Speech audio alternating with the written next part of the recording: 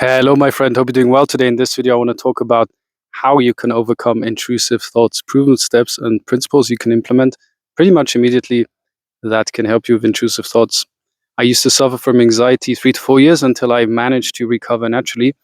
And that is what I would like to show you in this video, how you can overcome anxiety, how you can overcome intrusive thoughts, and what I personally did. By the way, this video is not medical advice, so let's dive right into it. Intrusive thoughts, they can be quite scary, right? These crazy thoughts, you have them maybe of like weird thoughts, even thoughts of harming someone, or odd sexual thoughts, or some crazy ass thoughts that, they seem like they would belong to someone that is insane, right? But you have these thoughts and obsessive thoughts, and like, it's like, what is going on, man? Am I going insane? Is this me now? Am I getting psychosis? Surely this can't be just anxiety, must be something else, right? Those were thoughts that were plaguing me, intrusive thoughts, thoughts upon thoughts and thoughts loops, and just going on in my brain like a washing machine of darkness, creating all these crazy thoughts, right? And so I know what it's like. I've been there myself. So anyway, the solution, believe it or not, is relatively simple. The solution involves accepting the thoughts, not viewing them as some individual symptom you have to specifically address in a certain way, but rather viewing it as being part of anxiety. It's under the anxiety thing. All these symptoms, right? Assuming you got checked by the doctor to rule out anything else, and the doctor told you like, hey, it's anxiety, or anything like that. This is not medical advice. I'm just someone who has had anxiety, who knows what it's like, who wants to help other people overcome it. And so the solution to intrusive thoughts, overcoming them, is to see them just as thoughts, as clouds passing by in the sky. They come and go, right? Notice how thoughts never stay. Sure, they may come often and repetitively, but thoughts don't define you. Thoughts come and go in the flow, right? So how can you be something that is constantly changing, like the weather, right? These thoughts come and go in the infinite space of time, right? And there is some of the wisdom of anxiety recovery. It's like, I'm not my thoughts and emotions, but rather that which is aware of these thoughts and emotions. I'm the infinite awareness that notices these things arising within space and time, seemingly. Okay, I don't want to get too spiritual in this one, but like, we're not these thoughts, right? We're not these symptoms. How can we be? They're constantly changing, right? And I remember what helped me with anxiety is when I had anxiety, I would often have these moments, well, not often, but sometimes, where I didn't feel anxious, where maybe I was watching a series or TV, or on occasion, which probably wasn't ideal, where I drank some alcohol, it seemingly disappeared for a couple of moments. Sure, then the next morning might be worse when you drink alcohol, but I noticed, hey, this anxiety was gone, man. So how can I be this anxiety? So that's the most important thing to understand. You're not the anxiety.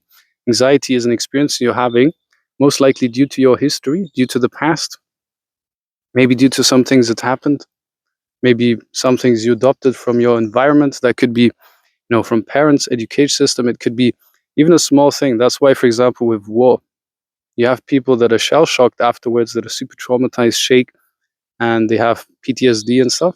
And others that went through the same experience, they didn't have that same reaction, right? They didn't have the anxiety afterwards and panic attacks. So it's a very individual thing, right? Why we have anxiety, and it's not something that's wrong with us, right? It's okay to have anxiety. In fact, hundreds of millions of people worldwide have anxiety, which means that you are not alone, which means there are other people just like you experiencing the same thing. And that's also a great thing, because it means you're not unique. It's not something specific to you that has never been addressed or overcome before.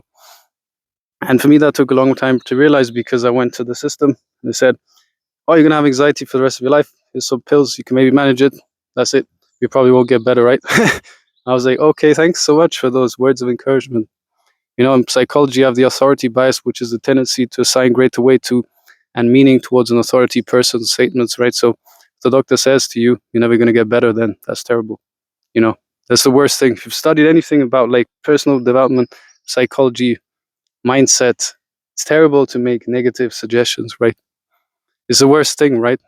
And it's something we don't understand. Like, even parents, like, if you tell negative things all the time to your children, they're going to develop those beliefs. Of course, you have to be strict and like have boundaries and stuff. But if you keep telling them negative things all the time, like negative, oh, you can't do this, you can't do that, you're too stupid.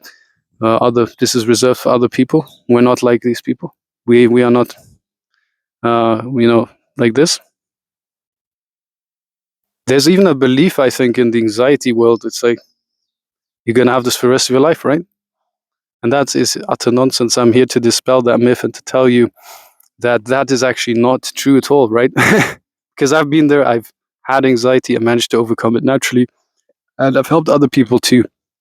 So it's very important to understand that, that you can overcome it, and that is it's not some sentence saying, "Now this is you." No, but it does require a new way of doing things, of going about things.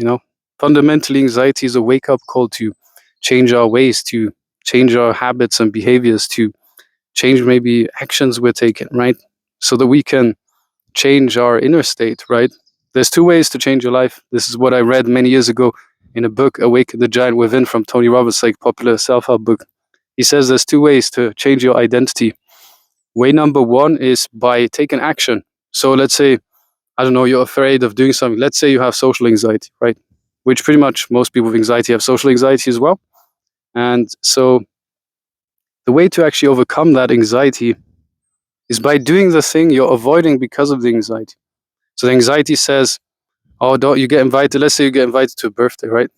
Someone invites you to a birthday on Saturday. It's like, okay. Then like you get that invitation.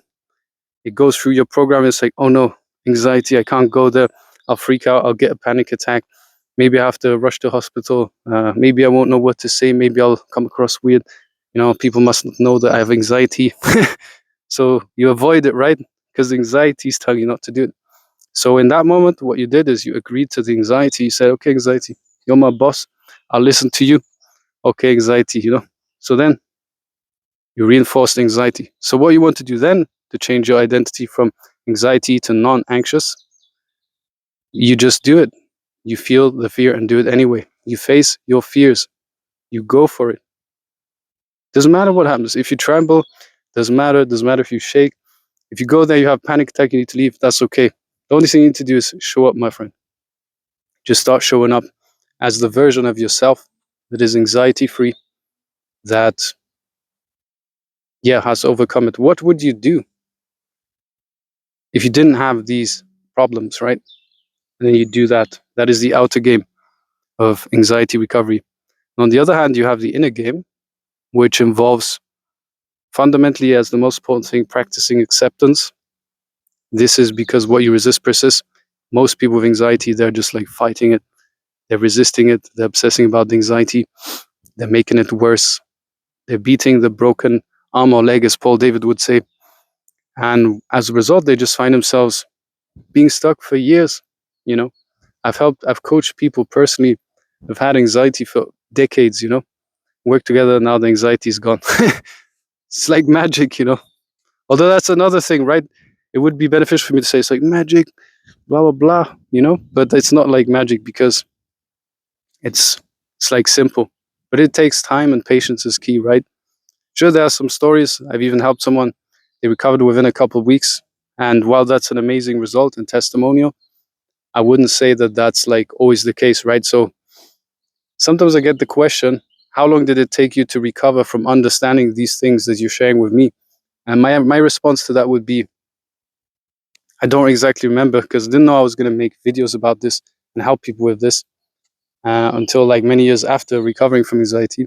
So I didn't journal, track everything. I was just trying to get by and survive and overcome it somehow. So I wasn't like, okay, I'm going to write down everything and, tell you exactly. Also, it's not helpful to have this mindset of like, oh, it's going to take me 3 months, a year, 2 years, 6 months, whatever. Doesn't matter. You're just going to implement the right principles patiently, and then it will happen. It's like planting a plant, If I plant a plant here or like a seed or something, I put it in the ground. Am I going to go there, check it every single day? Like, hey, seed, have you grown? Like, no, I'm not going to like open the earth, remove the seed, check, is it growing, close it again. Then the seed is not going to grow. It's not going to develop into a plant and a tree like this. So it's like nature, there's seasons, it takes time, but if we do the right things over time, we will get better. And I recommend letting go of the idea of having a specific date when you will be free from anxiety, because that just doesn't help, right? It's another subtle form of resistance. So the most important thing is it's all related to intrusive thoughts because it's just another manifestation of anxiety. Social anxiety, just a manifestation of anxiety. Agoraphobia, just a manifestation of anxiety. All these symptoms, assuming you got checked, right, are just a manifestation of anxiety. And you just view them as anxiety. And I had the craziest symptoms myself. And now, since recovering, I do not have these symptoms anymore, right? And it's the same for people I've helped. So all these crazy symptoms, I know they don't seem like anxiety, but they're just anxiety. And you just want to allow and accept them. Just allow them to be there. Go about your life. Keep yourself busy. Take action. Do the things you would do if you were anxiety free. And sure, there will be setbacks. It will suck sometimes, but you will eventually notice a sense of progress on your journey as you implement this, my friend. So if you'd like to work with me, you can schedule a free discovery call somewhere below this video. We can see if we're a good match to work together, to see if I can coach you with anxiety and assist you on your journey. And other than that, I look forward to seeing you in the next video, my friend. Peace and much love.